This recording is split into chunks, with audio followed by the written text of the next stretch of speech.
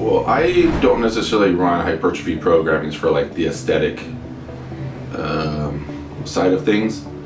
I like to run general prep hypertrophy where I'm working in non-compensatory percentages. I always use 55%, give or take 5% buffer depending on any prior existing injuries or deficiencies.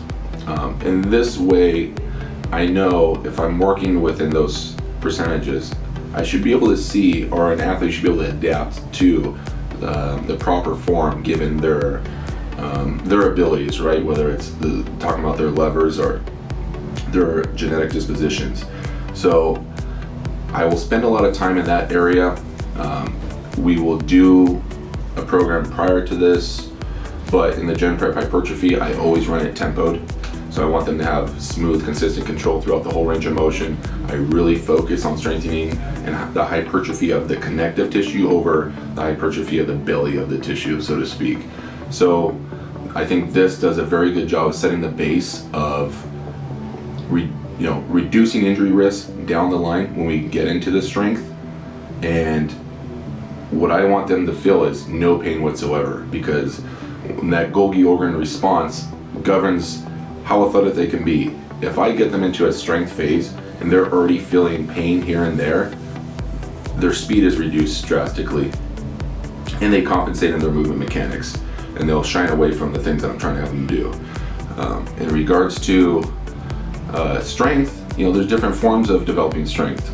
If we're talking about the two that is most commonly known as the intermuscular and intramuscular adaptations, right? So you're looking at the synergistic firing of muscles and compound movements in the intermuscular phase.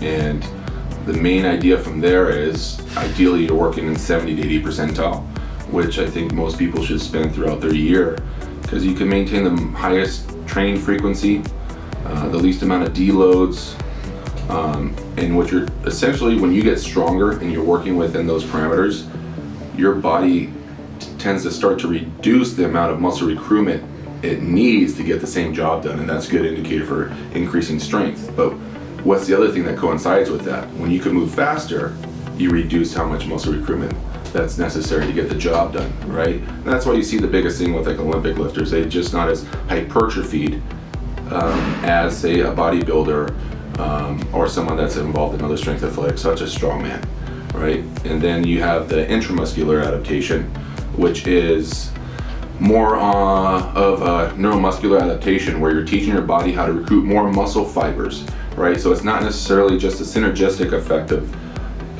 the joints working together. It is, hey, in order for me to get this job done, I need to recruit more hamstrings than I was having to do at 70%.